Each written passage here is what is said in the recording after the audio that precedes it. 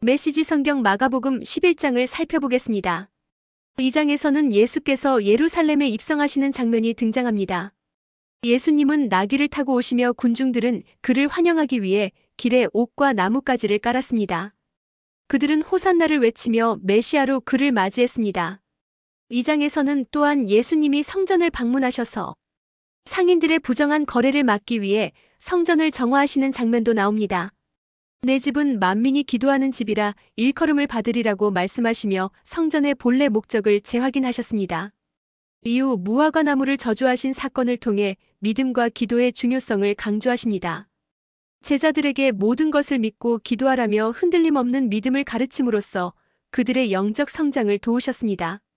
마가복음 11장은 믿음의 본질과 예수님의 권위를 깊이 있게 전해주는 중요한 부분입니다. 메시지 성경 마가복음 11장 말씀으로 들어갑니다. 예루살렘 입성. 일행이 예루살렘에 가까이 와서 올리브 산 벳바게와 베다니에 이르렀을 때 예수께서 두 제자를 보내시며 지시하셨다. 맞은편 마을로 가거라. 들어가서 보면 아직 아무도 타보지 않은 나귀 새끼가 줄에 매여 있을 것이다. 왜 그러시오? 하고 누가 묻거든 주님께서 필요로 하십니다. 곧 돌려보내겠습니다. 하고 말하여라. 그들은 가서 길모퉁이 문간에 매여 있는 나귀를 보고는 묶어놓은 줄을 풀었다.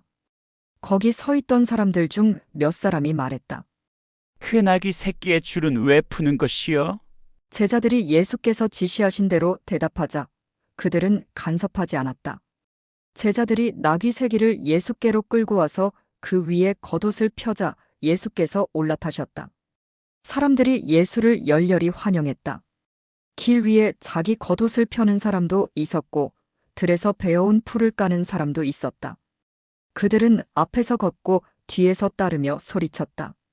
호산나. 복되다. 하나님의 이름으로 오시는 이요. 복되다. 장차올 우리 조상 다윗의 나라여.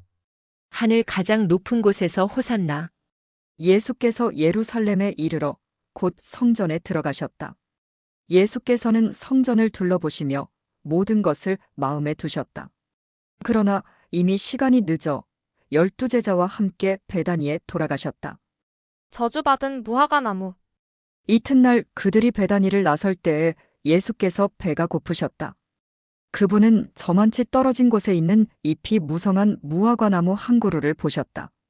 예수께서 혹시 아침 끼니가 될 만한 것이 있을까 하여 다가가셨지만 무화과 잎사귀밖에 없었다. 아직 무화과 철이 아니었다. 예수께서 나무에게 말씀하셨다. 다시는 아무도 내게서 열매를 먹지 못할 것이다. 제자들도 그 말을 들었다. 그들이 예루살렘에 도착했다. 예수께서 즉시 성전에 들어가셔서 거기에 상점을 차려놓고 사고 파는 사람들을 모두 쫓아내셨다. 환전상들의 가판대와 비둘기 상인들의 진열대도 뒤엎으셨다. 예수께서는 아무도 바구니를 들고 성전 안에 지나다니지 못하게 하셨다. 그러고 나서 다음 말씀을 인용해 그들을 가르치셨다. 내 집은 만인을 위한 기도하는 집이라고 일컬어졌다. 그런데 너희는 그곳을 도둑의 소굴로 바꾸어 놓았다. 대제사장과 종교학자들이 이 말을 듣고서 그분을 제거할 방도를 모의했다. 그들은 온 무리가 그분의 가르침에 푹 빠져 있는 것을 보고 당황했다. 저녁 때에 예수와 제자들이 도성을 나섰다. 아침에 그들이 길을 가다 보니 무화과 나무가 마른 막대기처럼 말라붙어 있었다. 베드로가 그 전날 있었던 일이 생각나서 예수께 말했다. 랍비님, 보십시오. 주님이 저주하신 무화과 나무가 말라 비틀어졌습니다. 예수께서 차분히 말씀하셨다. 하나님의 생명을 품어라. 정말로 품어라. 그러면 너희가 감당할 수 없을 만큼 힘든 일은 하나도 없을 것이다. 예컨대 얼버무리거나 망설일 것 없이 이 산더러 가서 호수에 뛰어들어라 하고 말하면 그대로 이루어질 것이다. 그래서 내가 너희더러 작은 일부터 큰 일까지 모든 일에 기도하라고 강권하는 것이다. 하나님의 생명을 품을 때에 너희는 거기에 모든 것을 포함시켜라. 그러면 너희는 하나님의 것을 다 받을 것이다. 그리고 기도할 때는 구하는 것이 전부가 아님을 기억하여라. 누구에게 서운한 것이 있거든 용서하여라. 그때에야 하늘에 계신 너희 아버지께서도 너희 죄를 깨끗이 용서할 마음이 드실 것이다. 누구에게서 온 권한인가? 그 후에 그들이 다시 예루살렘에 들어가서 성전 안을 걷고 있는데 대제사장과 종교학자와 지도자들이 다가와서 따졌다. 당신의 신임장을 보여주시오. 누구의 권한으로 이렇게 말하고 행동하는 겁니까? 예수께서 대답하셨다. 먼저 한 가지 묻겠다. 내 물음에 답하면 나도 내 신임장을 보여주겠다. 요한의 세례에 관한 것인데 그것이 누구에게서 온 권한이냐? 하늘이냐? 사람이냐? 말해보아라. 그들은 자기들이 궁지에 몰린 것을 알아차리고는 뒤로 물러나와 모여서 수군거렸다.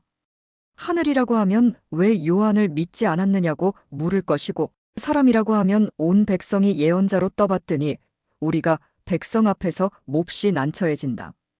그들은 이번은 예수께 양보하기로 했다. 우리는 모르오. 그들이 말했다. 예수께서 대답하셨다. 그렇다면 나도 너희 물음에 대답하지 않겠다.